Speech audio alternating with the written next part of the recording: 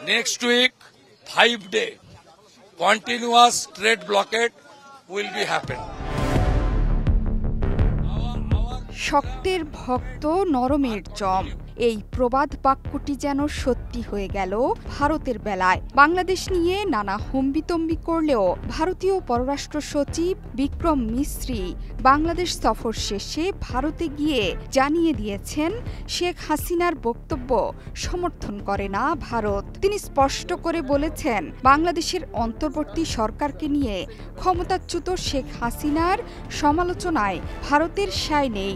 আরও কৌতূহল উদ্দীপক বক্তব্য দিয়েছেন ভারতের পররাষ্ট্রমন্ত্রী এস জয়শঙ্কর। তিনি বলেছেন, ভারত আশা করে বাংলাদেশের নতুন সরকার ভারতের সঙ্গে উভয়ের জন্য লাভজনক একটি স্থিতিশীল সম্পর্ক তৈরি করবে।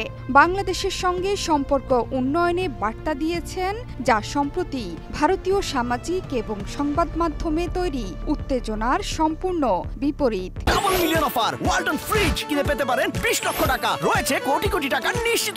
ভারতীয় পররাষ্ট্রমন্ত্রী এবং সচিবের কথায় এটাই স্পষ্ট যে দেশটির গণমাধ্যম এবং রাজনীতিবিদরা যাই বলুক, মোদির সরকার বাংলাদেশ থেকে বেশ বড় ধাক্কা খেয়েছে। বাংলাদেশের সরকার এবং রাজনৈতিক দলগুলোর কড়া প্রতিক্রিয়ায় সুর নরম করতে বাধ্য করেছে ভারতকে।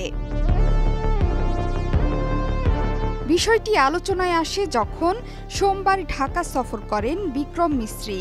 সফরে তিনি বৈঠক করেন বাংলাদেশের পররাষ্ট্র সচিব মোহাম্মদ জসিম-উদ্দিন এবং পররাষ্ট্র উপদেষ্টা তৌহিদ হোসেনের সাথেও। পাশাপাশি অন্তর্বর্তী সরকারের প্রধান উপদেষ্টা ডক্টর মুহাম্মদ ইউনূসের সঙ্গেও করেন সৌজন্য সাক্ষাৎ। এসব বৈঠকে ভারতে বসে শেখ হাসিনার বক্তব্য বাংলাদেশের যে পছন্দ নয় সেটি জানানো হয়েছে বিক্রম মিশ্রিকে। নিজের ঢাকা সফর নিয়ে পরবর্তীতে ভারতের পররাষ্ট্র বিষয়ক সংসদীয় স্থায়ী কমিটিকে বিস্তারিত জানান পররাষ্ট্র সচিব। সেখানেই উঠে আসে বিস্তারিত।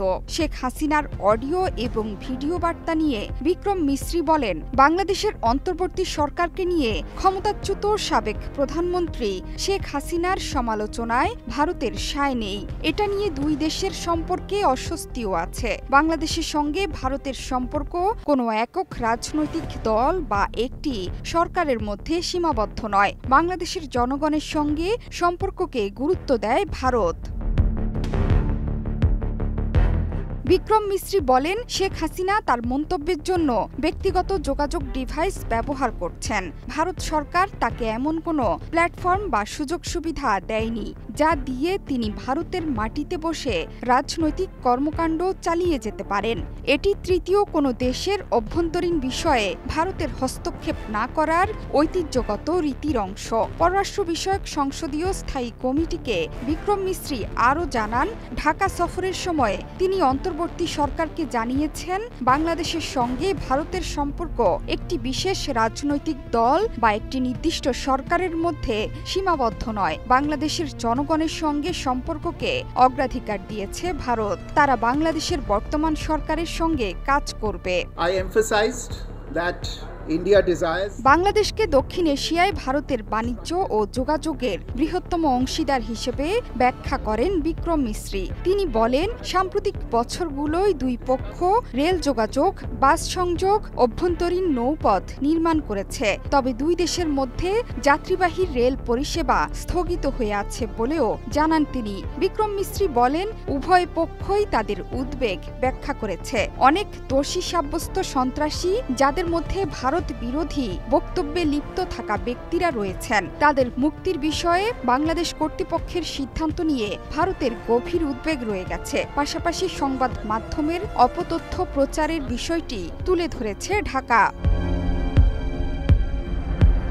তবে সবচেয়ে গুরুত্বপূর্ণ বার্তাটি এসেছে স্বয়ং ভারতের পররাষ্ট্রমন্ত্রী এস জয়শঙ্করের কাছ থেকে। বাংলাদেশে উন্নয়ন প্রকল্পে ভারতের একটি ভালো অতীত রয়েছে উল্লেখ করে ভারতের পররাষ্ট্রমন্ত্রী বলেন, প্রতিবেশী প্রথম এই নীতির অর্থ হল পাকিস্তান ও চীন বাদে প্রায় প্রতিটি প্রতিবেশী দেশেই আমাদের গুরুত্বপূর্ণ উন্নয়ন প্রকল্প রয়েছে এবং বাংলাদেশের ক্ষেত্রেও তাই। বাংলাদেশের সঙ্গে ভারতের বিভিন্ন উন্নয়নমূলক কর্মকাণ্ডের অংশীদারিত্ব রয়েছে রয়েছে জানিয়ে জয়শঙ্কর বলেন, ঢাকা নয়াদিল্লি সম্পর্কের ক্ষেত্রে উভয় পক্ষকে পরিপক্ক আচরণ করা জরুরি। আমাদের প্রতিবেশী দেশের নিজস্ব রাজনীতি আছে, সেখানে উত্থান পতন হবে, এটা স্বাভাবিক। তবে আমাদের লক্ষ্য স্থিতিশীলতা নিশ্চিত করা এবং সহযোগিতা বাড়ানো। জোহরা চৌধুরী সেতু, ৭১।